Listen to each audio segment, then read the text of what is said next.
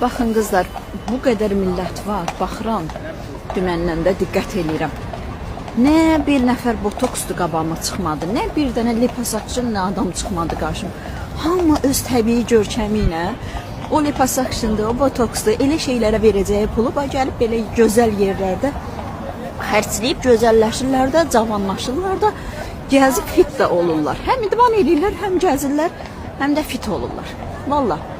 Nə də ki, üzdən İraq görmədim. Bilirsiniz də üzdən İraq kimlər deyirəm. Heç bir dənə də yoxdur.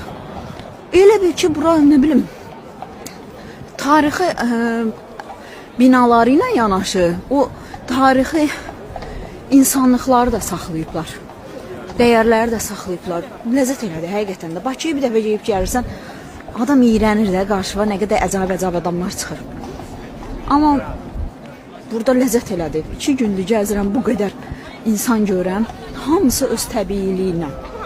Çox qəşəngdir. Nəyə lazımdır axı elə şeylər?